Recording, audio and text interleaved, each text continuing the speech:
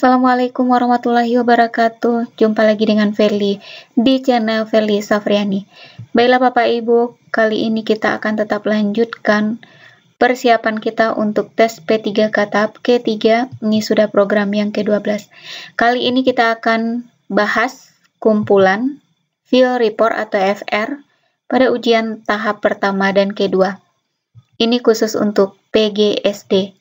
Bagi Bapak Ibu yang belum subscribe, jangan lupa untuk subscribe terlebih dahulu. Terima kasih.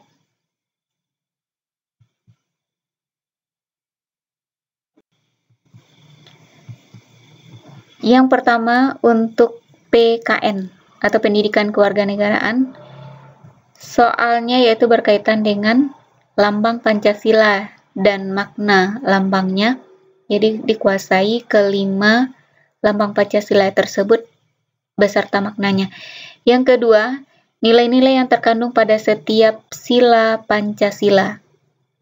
Ini berarti pengamalan sila-sila Pancasila. Yang ketiga, makna pembukaan Undang-Undang Dasar 1945 alinea 1, 2, 3, dan 4. Yang keempat, tugas lembaga negara, eksekutif, legislatif, dan yudikatif.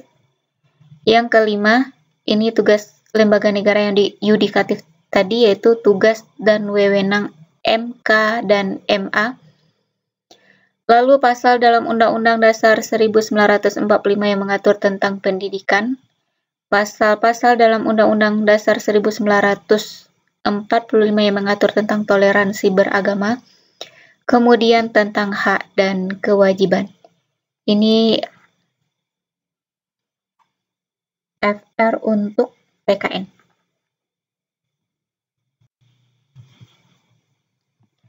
Kemudian yang kedua untuk IPS.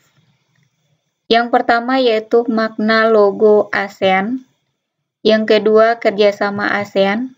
Yang ketiga sejarah dan tujuan ASEAN. Yang keempat ekonomi negara-negara ASEAN. Yang kelima peran Indonesia dalam ASEAN. Yang keenam budaya tradisional Indonesia. Kemudian yang ketujuh tentang rumah adat, pakaian adat, lagu daerah, serta makanan khas daerah.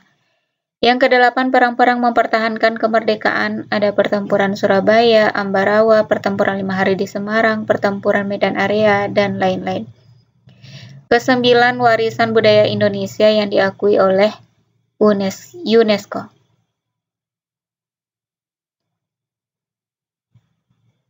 Kemudian yang terakhir tentang zona ekonomi eksklusif atau ZEE.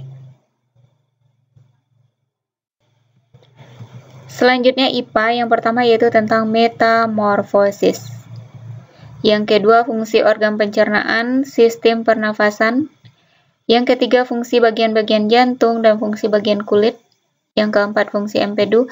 Yang kelima perkembangbiakan hewan. Yang keenam simbiosis yang ramah lingkungan. Jadi ada ditanya tentang cara menanggulangi tikus dengan cara yang ramah lingkungan. Kemudian yang ketujuh ciri hewan, misalnya lipan, bagaimana kepiting, dan lain-lain. Yang kedelapan gaya gesekan dan gaya pegas. Kesembilan energi potensial. Kesepuluh abrasi terasering, lalu hukum Newton. Ini juga termasuk hukum Newton, aksi dan reaksi saat burung terbang. Yang ketiga alat yang mengubah cahaya matahari menjadi listrik. Kemudian listrik statis, menggosok roll plastik dengan rambut, cara mengubah energi air menjadi energi listrik, kemudian jarak waktu dan kecepatan, kemudian proses terjadinya hujan atau siklus air, kemudian cara melestarikan kupu-kupu, kemudian cara mengembalikan kesuburan tanah, kemudian yang terakhir yaitu prinsip penggunaan cermin cembung.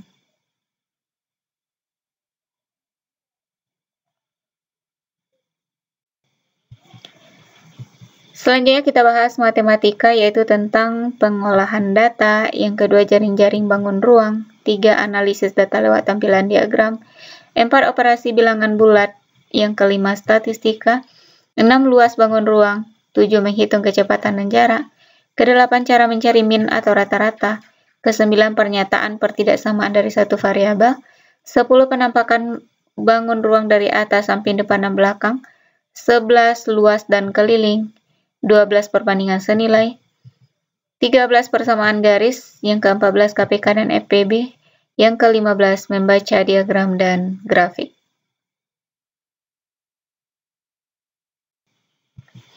Selanjutnya bahasa Indonesia yaitu tentang tata cara penulisan daftar pustaka. Yang kedua membahas tentang jenis paragraf, baik itu narasi, deskripsi, persuasi, argumentasi. Yang ketiga penulisan yang sesuai dengan EYD atau ejaan yang disempurnakan. Kemudian menyusun kalimat. Yang kelima kalimat efektif. Yang keenam kata baku. Yang ketujuh ide pokok paragraf. Yang kedelapan kalimat utama. Kesembilan struktur cerpen. Ada abstrak, orientasi, komplikasi, evaluasi, resolusi, dan koda.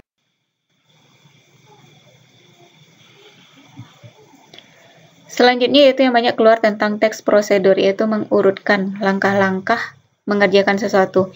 Misalnya yaitu urutan cara membuat nasi goreng, urutan cara membuat bubur kacang hijau, urutan cara membuat rendang, urutan cara pemakaian masker medis yang benar, urutan cara membuat jus buah, urutan pelaksanaan pemilihan umum, urutan cara penggunaan mikroskop, urutan cara menanak nasi dengan rice cooker, urutan cara membentuk kelompok belajar, urutan teks pidato yang benar, lalu urutan cara membuat bolu, urutan cara membuat keramik, urutan langkah-langkah menentukan KKM, urutan cara penggunaan blender, urutan tata cara upacara bendera,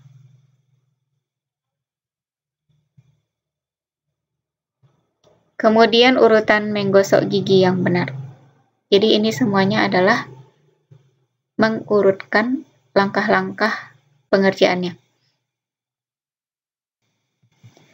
Demikianlah Bapak Ibu kumpulan FR dari tes tahap pertama dan kedua sebagai pedoman untuk tes tahap ketiga. Untuk pembahasan masing-masing FR akan kita bahas pada program-program selanjutnya. Jadi kita akan buatkan pembahasan soal dan materinya per bidang, mulai dari PKN. Demikian saja, semoga bermanfaat. Saya sudahi dengan Assalamualaikum warahmatullahi wabarakatuh.